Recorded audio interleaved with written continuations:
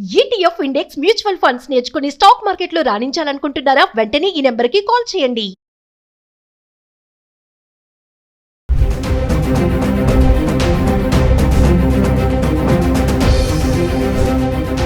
నమస్తే, welcome back to Suman TV. Present మనతో పాటు ఉన్నారు consumers affairs committee chairman Mandari Krishnareddy గారు.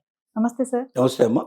సార్, మరి జిఎస్టీలో వచ్చినటువంటి మార్పుల గురించి మనం ఒక వీడియోలో చేసాము. మరి ఇప్పుడు బంగారం, వెండి ఆభరణాలపై ఎంత జిఎస్టీ చెల్లించాలి అంటే వచ్చిన చేంజెస్ గురించి మాట్లాడుకుంటే, జిఎస్టీ ప్రభావం భారతదేశంలో ఆల్మోస్ట్ అన్ని వస్తువుల మీద పడ్డాయి. చెప్పాలంటే సామాన్యుడికి చాలా బెనిఫిట్ వచ్చేటట్టుగా ఆల్మోస్ట్ ఆల్ నిత్య జీవితంలో కొనుక్కునేటువంటి నిత్యావసర వస్తువులన్నిటికీ 5%గానే నిర్ణయించబడింది. ఒక రకంగా చెప్పాలంటే, అంటే అంతకుముందు 12-18% ఉన్న వాటిని కూడా తీసుకొచ్చి 5%లో వేశారు. ఆల్మోస్ట్ ఆల్ యావరేజ్గా 10% ఖచ్చితంగా మిగిలేటువంటి అవకాశాలు స్పష్టంగా కనబడుతున్నాయి సామాన్య మానవుడికి. 10% అంటే కూడా 1000 రూపాయలు కొనేవాడికి 100 రూపాయలు వచ్చినట్టే లెక్క. 10,000 రూపాయల కన్నా లేకపోతే ఇంటికి వాడు సరుకు వచ్చే పరిస్థితి లేదు. 10,000 రూపాయలు కొన్నప్పుడు 1000 రూపాయలు సులభంగా దాంట్లో వచ్చినట్టే లెక్క వేసుకోవాలి. 10% వేసుకుంటే 100కు 10 రూపాయలు, 1000కి 100 రూపాయలు, 10,000కు 1000 రూపాయలు. 1000 రూపాయలు తగ్గినా సంవత్సరానికి 12,000 రూపాయలు తగ్గుతుంది. ఒక మధ్యతరగతి జీవికి 10-12,000 రూపాయలు ఒకవేళ ఆదాయం ఏర్పడిందంటే, దాంట్లో మిగిలిందంటే చాలా సంతోషపడతాడు. అది ఇంకా దేనికో ఒక దానికి ఉపయోగపడుతున్నటువంటి ఆలోచనలో సాధారణ గురి ఉండే అవకాశాలు ఉంటాయి. అయితే చాలా విచిత్రంగా విషయం ఏమిటంటే, అన్ని రేట్లు దాదాపుగా సవరించబడ్డాయి కానీ గోల్డ్ రేట్లు మాత్రం ఏ రకంగా సవరించబడలేదు. అంటే మనం బంగారాన్ని స్వచ్ఛంగా కొనుక్కున్నట్టయితే, మామూలుగా వెండి కానీ బంగారం కానీ స్వచ్ఛంగా కొనుక్కుంటే 3% మనం చెల్లిస్తే సరిపోతుంది. అది ఆ ఎగ్జామ్షనల్గా వేరే వాటికి 3%, లేకపోతే 0% ఉన్నాయి, లేకపోతే 5% ఉన్నాయి. ఈ 3% దాదాపుగా ఒక బంగారానికి వెండికి తప్ప వేరే లోహాలకు ఎక్కడ కనబడదు మనకు. ఎందుకంటే వీటికి ఒక ప్రత్యేకమైన లోహాల కింద లెక్కేసుకొని ఎవరైతే స్వచ్ఛమైన బంగారం తీసుకుంటారో, బిస్కెట్ల రూపంలో కానీ లేదా కడ్డీల రూపంలో కానీ ఇలాగ తీసుకునేటువంటి వాళ్ళు ఎవరు ఉన్నారో వాళ్ళకి మాత్రం బంగారాన్ని యాస్టీజ్గా కొనుక్కునే వాళ్ళు, ఏ ఆభరణం తయారు చేయకుండా కొనుక్కునే వాళ్ళకి 3% మాత్రం వేస్తున్నారు. మేకింగ్ ఛార్జెస్ ఏవైతే ఉంటాయో ఆ మేకింగ్ ఛార్జెస్ మీద మళ్ళీ 5%. అంటే బంగారం, అందులో ఉపయోగించిన బంగారానికి ఆల్రెడీ జిఎస్టీ పే చేశారు కాబట్టి మళ్ళీ జిఎస్టీ పే చేయాల్సిన అవసరం లేదు. 3% కట్టే కదా బంగారం తీసుకుంది. ఆ బంగారాన్ని ఆభరణం కింద తయారు చేసినప్పుడు మళ్ళీ మొత్తం మీద 5% వేస్తే ఏమవుతుంది? ఆ బంగారం మీద కూడా మళ్ళీ 5% వేసినట్టు అవుతుంది. అలా కాకుండా మేకింగ్ ఛార్జెస్ అయితే ఎంత అవుతున్నాయో ఆ ఛార్జెస్ మీద మళ్ళీ 5% వేస్తారు. మీకు అర్థమై ఉంటుంది.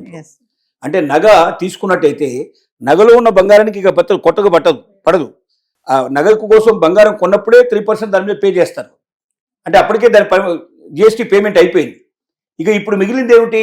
నగ తయారు చేయడానికి మేకింగ్ ఛార్జెస్ అయితే ఎంత అని పడ్డాయో అడిషనల్గా వేస్తారు. ఆ మేకింగ్ ఛార్జెస్ మీద 5% కలెక్ట్ చేస్తారు.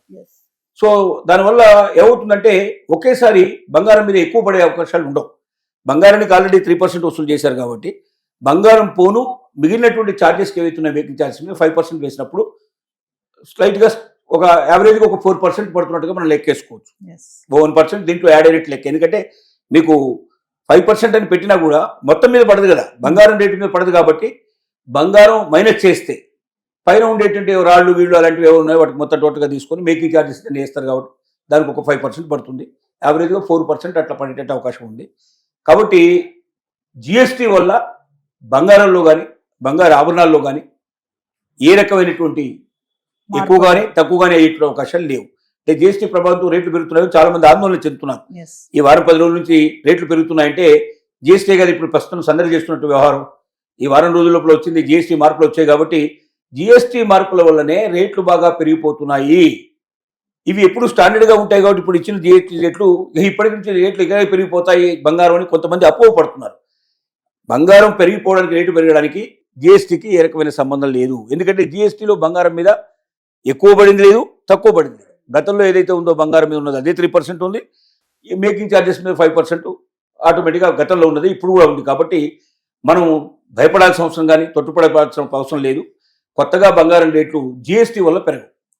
కాకపోతే రకరకాల ఇతర కారణాల వల్ల ఇవి జరిగాయి తప్ప జిఎస్టీ వల్ల జరగలేదు.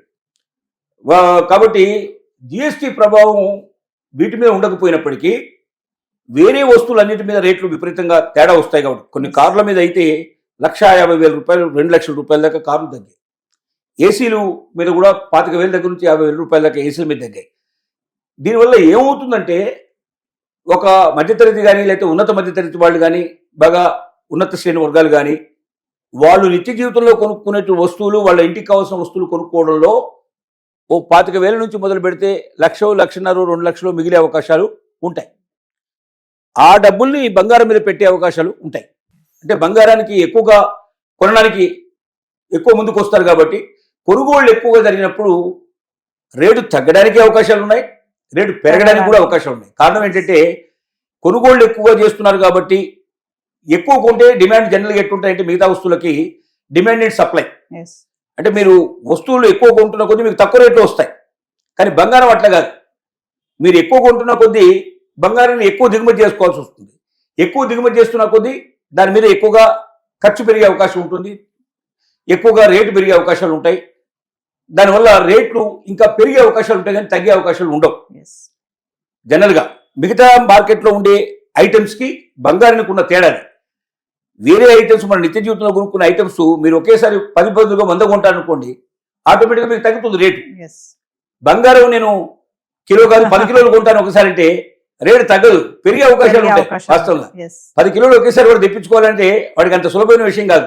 డెఫినెట్గా దాని మీద కొంత శ్రమ ఉంటుంది, కొంత ఖర్చు ఎక్కువ ఉంటుంది. కాబట్టి ఎక్కువ వేసే పాసిబిలిటీస్ ఉంటాయి. ఏది ఏమైనప్పటికీ జిఎస్టీ వల్ల బంగారం రేట్లలో ఎలాంటి మార్పు రాదు. మహిళలు ఎవరు కూడా ఆందోళన పడాల్సిన అవసరం లేదు.